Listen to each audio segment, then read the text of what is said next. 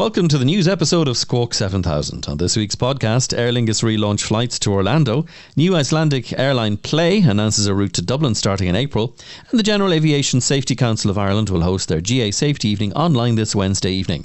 And an Irish Aviation charity calendar is sold out, raising almost €10,000.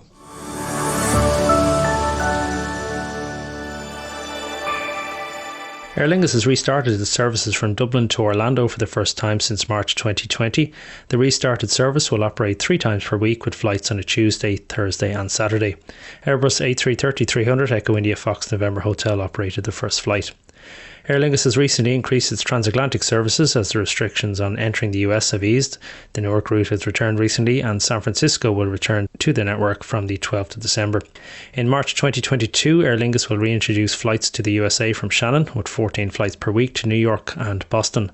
Passengers on the transatlantic services will be able to avail of the US Customs and Border pre-clearance at Dublin and Shannon airports. The new Icelandic Airline Play has announced a new service to Dublin commencing in 2022.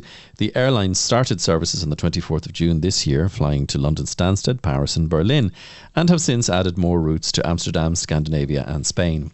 The airline was set up in 2019 by 2 former WOW Air executives and is based at Keflavik. Play will operate flights 3 times a week to Dublin, starting at the end of April 2022. By then, the airline expects to be operating flights to 23 destinations across Europe from Keflavik. The airline has applied to the US Department of Transport for rights to fly to the US from the summer of 2022. It currently has a fleet of 3 Airbus A321neo aircraft, all leased from AerCap. They also have an Airbus A320neo on order and expect more aircraft during 2022. City of Derry Airport welcomed Ryanair back to the northwest on Wednesday 1st of December for the inaugural service to Manchester Airport. The route will operate 3 times per week on Wednesday, Friday and Sunday. Meanwhile, the Ryanair group of airlines, made up of Ryanair DAC, Ryanair UK, Malta Air, Buzz and Lauda Europe, carried 10.2 million passengers in November with a load factor of 86%. This is an increase of 410% compared to the same period in 2020, when just 2 million passengers were carried. The group carried 10.9 million passengers in November 2019 and is almost back to pre-pandemic passenger figures. Limerick-based leasing company Nordic Aviation Capital has delivered the first of 12 Bombardier Dash 8400 turboprops to the new UK airline Flybe. The new Flybe was launched last April following the collapse of the original Flybe in March 2020. The new airline will be based in Birmingham and will start commercial flights in September of 2022. These initial 12 aircraft will be part of the expected 32 aircraft in the fleet within the coming years.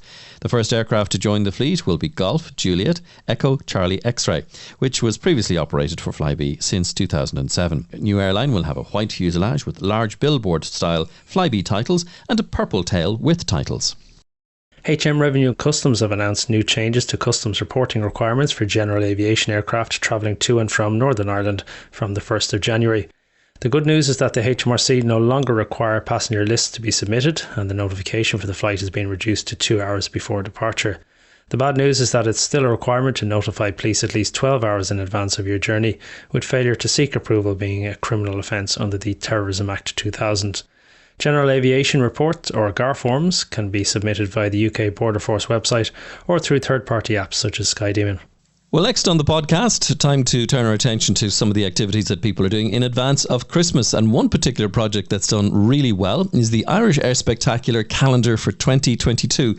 Shay Pardy's on the line. Shay, it's sold out. It is, Michael. Yeah, we developed a calendar out of photographs, primarily out of the book, and 2 trips we did during the summer. Myself, Pat Flanagan and Tim Shattuck flew down to Kinmare and got some amazing photographs for the air ambulance community. Helicopter the 109 with Donna Verling, and then we had another lovely day out over Malahide with Barry Ward from Executive in their 120. So they're included, but the rest are from the book itself, and the calendar has sold out.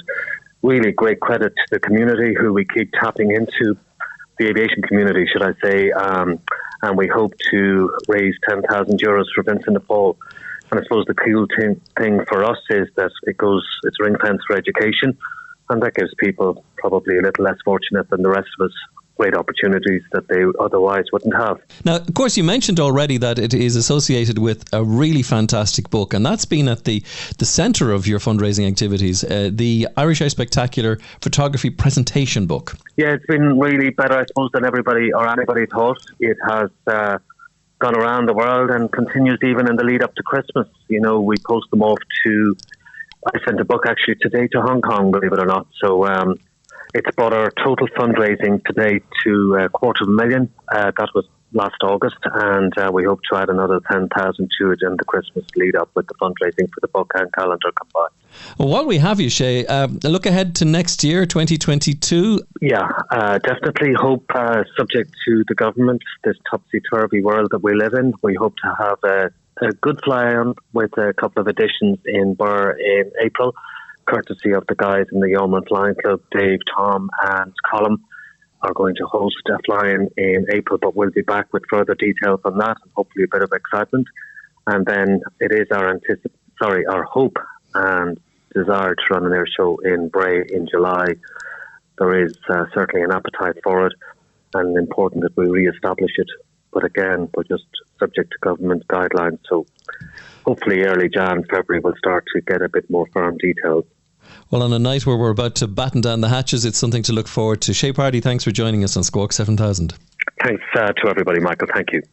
And finally this week, the General Aviation Safety Council of Ireland will host a safety evening on Zoom at 7:30pm this Wednesday, 8th of December. All are welcome, and you'll find a link to view the meeting on the Flying in Ireland events list.